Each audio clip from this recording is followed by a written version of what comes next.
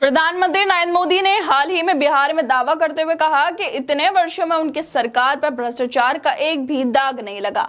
उन्होंने कहा कि उनकी सरकार ने एक ऐसा कानून लाया है जिसमें प्रधानमंत्री, मुख्यमंत्री और मंत्री तक जांच के दायरे में आते हैं और अगर किसी पर भ्रष्टाचार का आरोप होता है तो 30 दिन के अंदर उसे जमानत लेनी होगी, वरना कुर्सी छोड़नी पड़ेगी। उन्होंने ये भी कहा कि अब जेल में रहकर कोई सत्ता का सुख नहीं भोग पाएगा।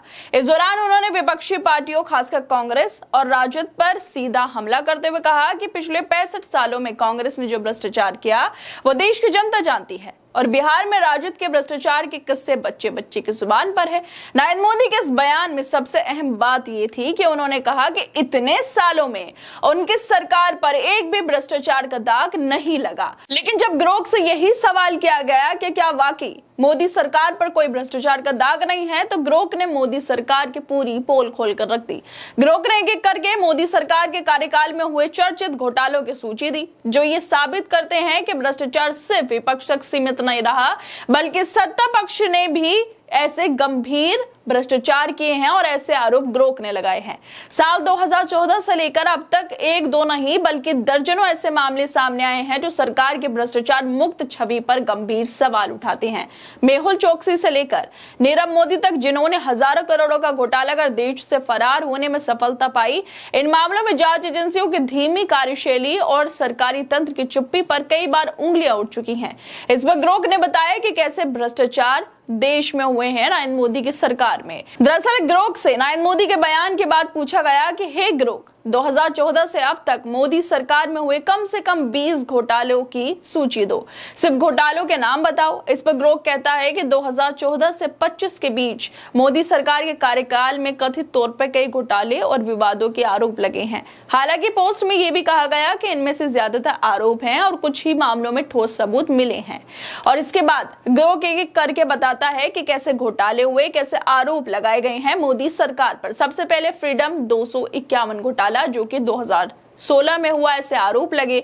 उसके बाद बिरला सहारा डायरी 2016 में, व्यापम घोटाले 2015 से, पीएनबी नीरव मोदी घोटाला। इसके बारे में कौन नहीं जानता कि कैसे जो नीरव मोदी साहब हैं, देश के बैंकों के हजारों करोड़ रुपए लेकर विदेश में भाग चुके हैं। और ये हुआ था 2018 में एक घोटाला मोदी सरकार में, ये देश के हजारों करोड़ों लेकर भाग चुके हैं। मेहुल चोकसी घोटाला, ये भी इन्होंने भी ऐसे ही कुछ काम किया है, ये भी देश के इतने सारे पैसे लेकर फरार हो चुके हैं, इन्होंने भी 2018 में ऐसे किया था। फिर उसके बाद राफेल डील विवाद हुआ, जिसके ऊपर विपक्ष ने लगातार सवाल उठाए कि राफेल कम का था लेकिन उसे ज्यादा कीमत में खरीदा गया, ये हुआ 2018 में। ये भी इसके बाद IL&FS संकट, ये भी 2018 में।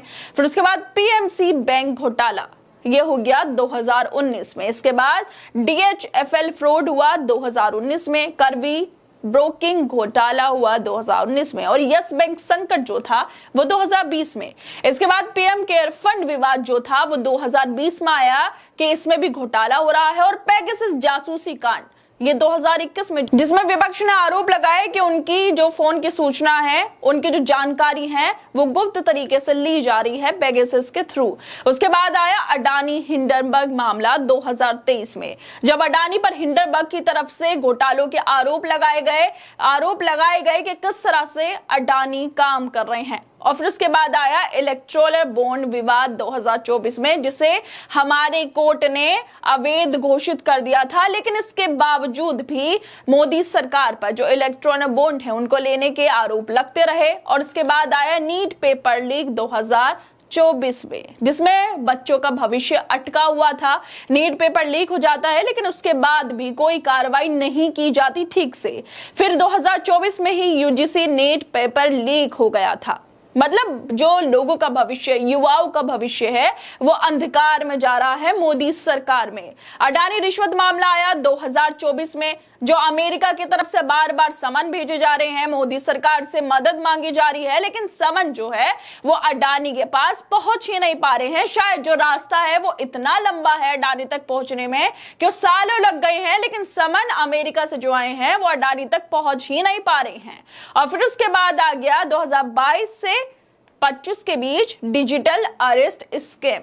और सबसे लास्ट में ग्रोक ने जो नाम लिया है वो है चुनाव से जुड़ा विवाद 2025, यानी कि जो अभी चल रहा है 2025, उसमें कैसे राहुल गांधी ने विपक्ष नरेंद्र मोदी की सरकार पर आरोप लगाए हैं। वोट चोरी के कर्नाटक हो या महाराष्ट्र हो या कहीं और मोदी सरकार हो, वहां पर किस तरह से वोट चोरी की गई, इस तरह के आरोप लगातार विपक्ष लगा रहा है। और इन्हीं सब घोटाले आरोपों के बाद ग्रोक लिखता है कि यह जानकारी विकिपीडिया, समाचार रिपोर्ट्स और विपक्षी पार्टियों की रिपोर्ट से ली गई है। इनमें से कई मामलों की जांच अभी जारी है।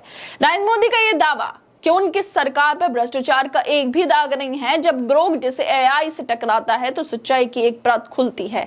ग्रोक ने साफ साफ दिखाया कि हर साल कोई ना कोई घोटाला या विवाद सामने आया है, लेकिन उन्हें या तो मीडिया के माध्यम से दबा दिया गया या फिर जनता के सामने उनका दूसरा रूप पेश किया गया।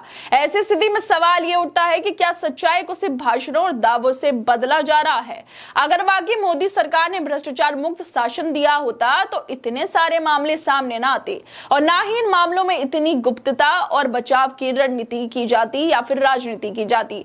प्रधानमंत्री का दावा चाहे जितना भी आत्मविश्वास से भरा हो, उन्होंने कितने भी कॉन्फिडेंस होकर ये बात कही हो कि उनकी सरकार में भ्रष्टाचार के मामले नहीं आए, लेकिन ग्रोक के तथ्यों ने उन दावों की बुनियाद को हिला कर रख दिया। क्या वाकई प्रधानमंत्री नरेंद्र मोदी को यह नजर नहीं आया कि उनके सरकार के कार्यकाल में इतने बड़े बड़े घोटाले सामने आए हैं, आरोप लगे हैं, जिनकी लिस्ट आज ग्रोक सार्वजनिक कर रहा है?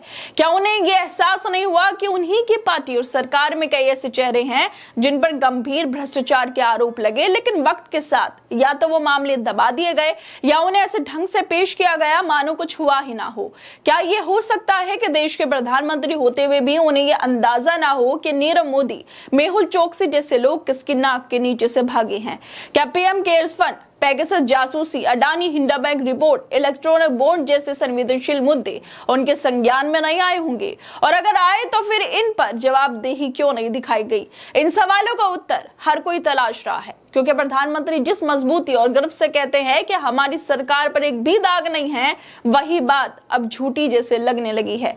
जब सामने इतनी लंबी लिस्ट खड़ी हो जाती है तो एक एक करके उनके सरकार के कार्यकाल में हुए संभावित घोटालों को गिनाती है, जिस तरह से ग्रोक गिना रहा है कि कैसे कैसे करके 14 से 25 तक कितने घोटाले हुए, कितने आरोप लगे। ये वाकई दिखाता है कि शायद नरेंद्र मोदी साहब ने इन सब चीजों के बारे में या तो पढ़ा नहीं या फिर नजरअंदाज कर दिया।